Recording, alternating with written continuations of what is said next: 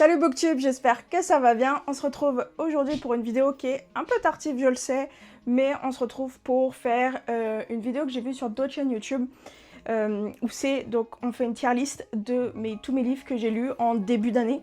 Il y en a environ une trentaine, donc ça va prendre un peu de temps, mais ça va aller. Donc let's go, c'est parti.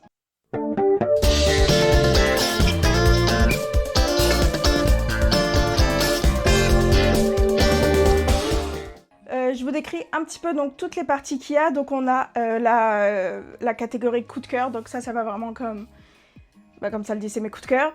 Ensuite on a excellente lecture, donc j'ai passé un très bon moment, mais il manquait peut-être un petit truc pour devenir le coup de cœur. Ensuite j'ai très bon moment, donc c'est pas une excellente lecture, mais j'ai passé un très agréable moment en lisant mon livre. Bof, pas pour moi, donc ça veut pas dire que c'est mauvais, mais ça veut dire que c'est ça. Moi je n'ai pas aimé. Mais peut-être que vous, ça peut vous plaire parce que les goûts et les couleurs, hein, ça se discute pas.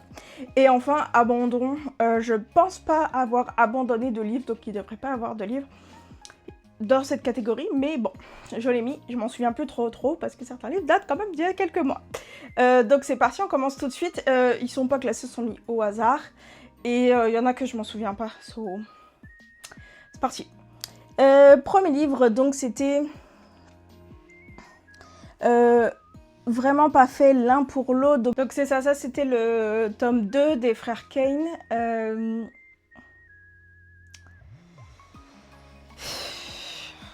Tu sais, c'était un... Je pense que c'était un très bon moment de ce que je me souviens, puis je me souviens pas très bien, donc... On va le mettre là. Devin Darkness, c'était une romantasy par Anna Tries. J'ai adoré, ça c'est le tome 1. On a les 3 tomes. Donc non, ça c'était le tome 2 et ça c'était le tome 1. On va classer le tome 1 pour que ça soit plus logique quand même. C'était une excellente lecture, c'était pas un coup de cœur mais c'était très bon. Le tome 2, je vais le mettre également dans excellente lecture parce que j'ai vraiment beaucoup aimé. Et le 33, honnêtement, c'est quand j'ai commencé à avoir une grosse peine de lecture puis que j'allais pas très bien au niveau de ma santé mentale. Donc je l'ai jamais fini. Donc c'est un abandon, c'est vrai, j'ai oublié. Il va y avoir des abandons au final, j'avais oublié. Et c'est un abandon. Et je l'ai jamais fini, peut-être je vais finir un jour. Mais c'était très bon en plus, j'avais full aimé les 2 premiers tomes, mais je sais pas pourquoi. Ça allait plus avec comment je me sentais mentalement. Sorcery of Thorns, j'en avais tellement entendu parler, c'est aussi une romantasy, il me semble, ça se passe dans une bibliothèque, puis tout, j'en avais tellement entendu parler, j'avais beaucoup d'attentes. Et je l'ai abandonné. Donc au final, il y a des livres dans l'abandon. Ouais, j'étais trop déçue au final. Et ça m'a un peu fait chier. Là, c'est... On va mettre le tome 1 quand même plus logique. L'éveil, donc ça c'est le tome 1 de Zodiac Academy. J'ai adoré, c'était un coup de cœur. Et que je ne pensais pas du tout avoir un coup de cœur. Non, attends. Est-ce que je le mets là parce qu'il y avait des trucs qui me dérangeaient, mais le tome 2, par contre, lui, c'est un coup de cœur. Ouais, le tome 2, c'était un coup de cœur total. Et c'était lui, le tome 2, puis lui, c'est un coup de cœur. Enfin, je ne pensais pas aimer à ce point-là, au fait, Zodiac Academy. J'étais accrochée et je pensais pas vraiment, tu vois. Donc le tome 3, je le classe aussi excellente lecture. C'est pas un coup de cœur, mais c'était excellent. Et...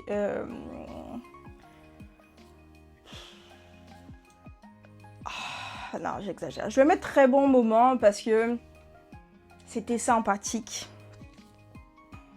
J'aurais dû dire bon moment pour très bon moment. Bon, bref. Mais pas exceptionnel. C'était correct. C'était correct. C'est comme le préquel un peu, puis... J'étais plus passionnée par les gens de Zodiac Academy, puis je trouve que ça... Donc je trouvais que, tu sais, ça se ressemblait beaucoup dans la façon d'écrire, puis tout. Enfin, la façon d'écrire, c'est normal, c'est les mêmes autrices, mais c'était beaucoup la même histoire, tu sais, encore une fille avec des gars, puis tout. The Last Dragon King, honnêtement, j'ai pas trop aimé. J'ai lu parce que il y avait dragon, puis j'aime les dragons. Mais tu sais, moyen. Pendant, je pense que c'était au mois de février, j'ai décidé de me relire en fait tous les tomes du sang et la cendre, From Blood and Ash, parce qu'il me manquait j'avais pas lu encore le préquel, puis j'avais pas lu les 2 autres tomes J'avais lu au fait que le tome 1 et le tome 2. Et le tome 1, ça avait été un coup de cœur, puis ça reste un coup de cœur dans ma relecture, ce qui est quand même, ce qui est quand même fou. Et donc, je voulais lire le tome 3 et le tome 4, et le préquel aussi. Donc, pour me remettre tout, j'ai décidé de tout lire. Et j'ai fait ça tout le mois de février, je pense. Il est où le tome 2? Je l'ai tué? Ah, attends, il y a un livre qui manque. Ah non, là. Le tome 2, c'est un coup de cœur. Et le tome 3, c'est un coup de cœur. Attends. Oui. Et le tome 4, c'était un coup de cœur. Non, le tome 4, j'ai un petit peu moins aimé, je pense. Et Une ombre dans la cendre, qui est comme le préquel. C'est un coup de cœur, en fait. C'est comme dans mes livres préférés pour moi, qui sont comme, si vous aimez la romantécie, ça fait partie des classiques. Un peu comme à Cotard, on est sur des classiques de la romantécie, puis il faut lire ces livres-là. Mon point de vue personnel. Love to You, qui est un livre d'Ali Hazelwood. Est-ce que c'est le seul livre d'Ali Hazelwood que j'ai lu en début d'année? Il va falloir que je m'en rattrape. Je sais pas s'il y en a eu. Oui, il y en a eu un qui me manque, je pense. Bref, comme d'habitude, Ali Hazelwood, c'est mon autrice préférée, donc bien sûr, ça reste un coup de cœur, c'est sûr. Une pas si je les rencontre, je pense que ça, c'est les frères Kane, le tome 1, et j'avais bien aimé, c'était une excellente lecture, pour ça que j'avais continué, et là, on arrive. Ok. On a un profil qui se dessine beaucoup de romantécie quand même. À ce moment-là, je lisais pas encore beaucoup de thriller, ça arrivait plus tard, je pense à partir du mois de juillet, donc je me suis restée au mois de juin, donc c'est pour ça. Donc on va avoir beaucoup de romantécie. Donc ça c'est donc un destin ancré dans le sang de Danielle Jensen. Mon Dieu, j'adore. Danielle Jensen, on la connaît surtout pour avoir celle qui a écrit Le Pont des Tempêtes, qui est comme un classique connu, mais si vous aimez un peu le froid, les vikings, tout cet univers-là, lisez ce livre-là, Un destin ancré dans le sang, c'est trop bien. Le tome 2 sort, je pense, où il est sorti, ou en tout cas bientôt, et je suis très pressée, c'est très très bon. Et je vous le conseille. Atlas Hunter, je m'en ai parlé dans ma vidéo, en fait, bilan juillet, parce que j'ai lu le tome 2, c'était une duologie de romantécie Young Adult, et bien sûr c'était un coup de cœur, j'ai adoré ce livre-là, Sorcière, Chasseur de sorcières, Enemy to Lovers, c'était trop bien. J'ai adoré cette duologie, et en plus comme c'est que 2 livres, on aime ça, c'est facile à lire. Le Serpent et la Mule, c'était la première dark romantasy que j'ai regardée, et je suis beaucoup la chaîne YouTube des Indélivrables, je sais pas si vous connaissez, mais je les adore. Franchement, ça fait quelques années que je les suis, 2-3 ans, je pense. Et j'adore, en fait, j'adore leurs livres, j'adore leur personnalité, elles sont trop bien. Et il y en a parlé beaucoup du Serpent et la Mule, et du coup, je me suis dit, vas-y, j'aime beaucoup. En général, on a des coups communs, je vais le lire, c'est chez Plume du Web. Et pour une dark romantasy, j'ai passé un bon moment, mais ça reste une dark romantasy, il y a des choses qui m'ont gênée, puis ça reste... voilà. Dame et d'écailles, c'est en fait un livre que je croyais que c'était une romantasy, mais en fait c'est une urban fantasy avec des dragons et tout, puis ça se passe dans notre monde actuel, donc urban fantasy. Je suis pas une grosse fan des urban fantasy, avant j'aimais beaucoup plus ça. Maintenant des fois ça dépend lesquels, ça dépend comment c'est fait. Mais c'était quand même un très cool livre, donc un très bon moment. Ensuite ça, je vous en ai parlé aussi, c'était dans mon bilan lecture du mois de juin. Donc c'est Witch Guide to Fake Dating a Demon, donc une cozy fantasy toujours très cool à lire, une cozy fantasy quand t'as pas trop de... peut-être envie d'être relax puis tout, c'est toujours fun et on est bien. Ensuite il y a les... je pense que... non, c'est-tu le dernier ? Je pense que c'est le tome 3. Les épreuves de la Reine Soleil, donc on est sur une romantasy que j'ai beaucoup aimée, avec des épreuves puis tout, donc je me rappelle juste, ça c'était en janvier, ça date les gars là, janvier. Le tome 2, il me semble que je l'avais... En fait, en vrai, je pense que c'était tous des excellentes lectures et j'attends le tome 4. Il me semble qu'il va quand même être traduit. Ils avaient eu, je pense que c'est chez Michel Lafon, ils avaient hésité à le traduire, puis je pense que ça va être quand même traduit. Donc ouais. Ensuite, donc c'est la romantaisie, donc Banded by Turns, donc c'est le tome 1, j'ai pas lu le tome 2 qui est sorti. On est sur une romantaisie avec harem inversé, me semble.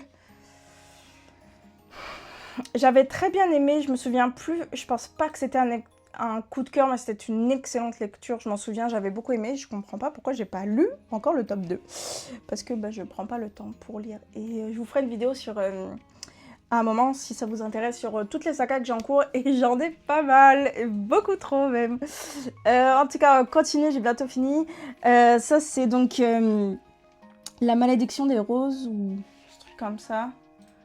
Donc c'est ça, c'est La malédiction des roses. C'est une romantésie avec une réécriture du conte de La Belle et la Bête. Si vous me connaissez un peu, vous savez que j'adore les réécritures de contes. J'adore ça, j'ai vraiment une passion pour ça. Et j'ai été vraiment déçue par ce livre. C'était pas pour moi, j'ai pas du tout aimé. J'ai pas compris, j'ai eu du mal à le lire, j'ai eu du mal à le finir. C'était vraiment une torture pour moi de... Ouais, j'exagère, torture. Mais...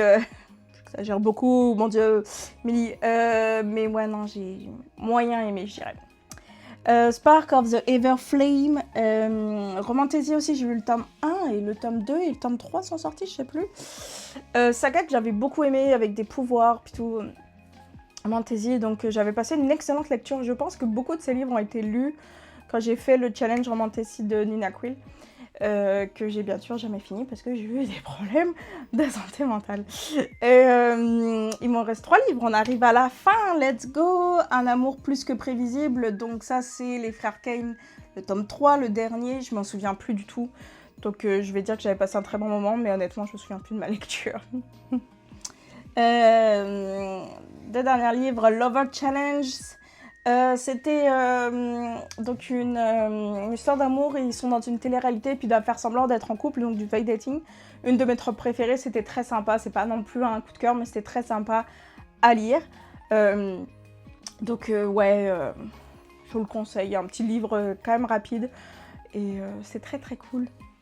Et enfin, Right Move, donc c'est le tome 2, j'ai toujours pas lu Cuff Me, le tome 3, et donc là on suit à chaque fois donc une histoire d'amour. C'est la première, c'est entre un joueur de hockey puis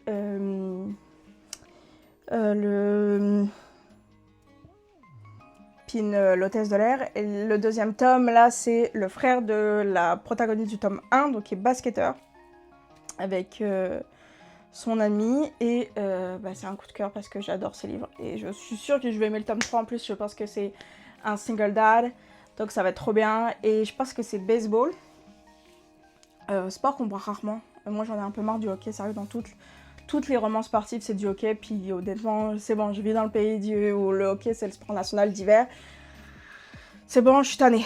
Donc ouais, ok, let's go, on a fait des 31, donc il y avait 31 livres. Quand même un bon ratio, un très très bon ratio si on compte un petit peu. 2, 3, 4, 5, 6, 7, 8, 9. 9 livres dans coup de cœur, donc 9 livres quand même en 6 mois. En coup de cœur, c'est quand même super bon. Je suis un petit peu plus, je sais pas si sévère, mais je mets un peu plus de temps d'avoir des coups de cœur qu'avant, où j'étais très bonne lectrice, comme... Je suis très facile à satisfaire, on va dire. Ensuite, excellente lecture, j'ai 1, 2, 3, 4, 5, 6, 7, 8, 9, 10, 11, 12, 13. 13 livres dans excellente lecture, donc on est sur du très très bon. Et ensuite, bon, très bon moment, j'aurais pu mettre autre chose comme catégorie, peut-être au final, mais voilà, et bof, pas pour moi. Ça, voilà, c'est toujours les goûts et les couleurs, ça vous regarde. Et Abandon, j'en ai que 2. Peut-être que Divine Darkness, j'aurais dû les laisser plus de chance, mais ça n'allait pas bien pour moi. Donc c'est pas mal ça, qui est pour ma tier list de mes lectures de la mi-année. Je vous referai le même genre de vidéo, je vous referai la même vidéo à la fin de l'année pour classer aussi mes lectures de la deuxième partie de l'année. Et j'espère que vous avez aimé la vidéo. N'hésitez pas à me dire si vous avez déjà lu ces livres-là. Est-ce que vous êtes d'accord avec mon classement? Est-ce que vous auriez mis ça autrement? Et c'est ça, et n'hésitez pas à regarder les autres vidéos que j'ai fait. Et on se retrouve très très vite pour une prochaine vidéo. Bye!